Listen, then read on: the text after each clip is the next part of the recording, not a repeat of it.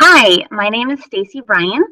I am a 6th and 7th grade math teacher in Kansas in the USA, and really excited to share with you today about how I use math and how I use math when I use Skype in my classroom.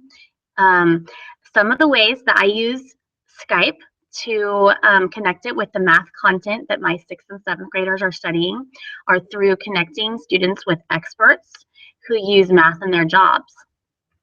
So I try to find different experts and people in different professions that use the math that we're studying in their daily job that can share with my students how they apply the math that my students are learning.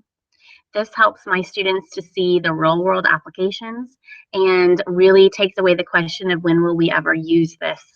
So it helps them to see that what they're learning is important and really applies to their future in the real world, and also connects them to jobs and careers that they may not know exist.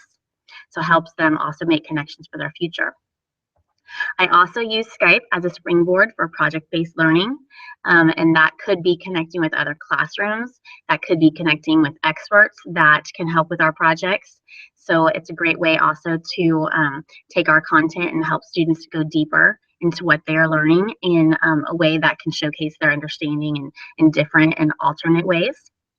And I love to use Skype with Kahoot. And Kahoot is a web-based game that students can play. And to do that, I connect with another classroom that's studying the same math concepts. And I share my screen on Skype. So all of the students use the same join code.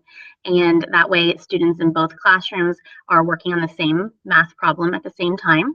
And after each question, it shows the top 5 scorers.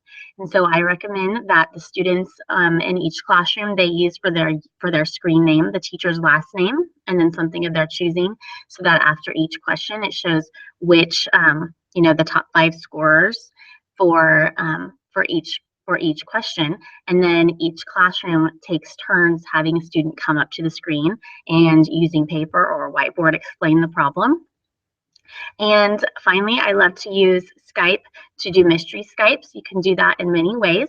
I've done that with mystery decimal Skype. And so students ask yes or no questions to determine place values, and they find that each class finds the decimal that the other class has.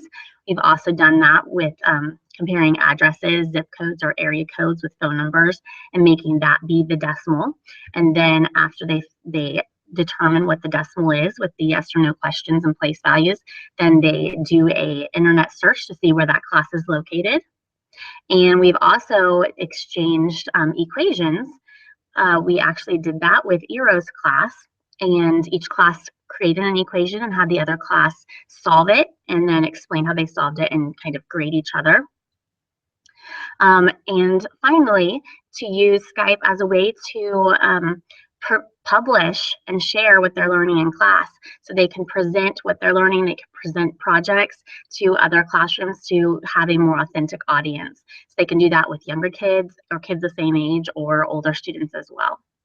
I hope you have gained some ideas about how to use Skype in the math classroom, and thank you for inviting me to share with you today. Bye.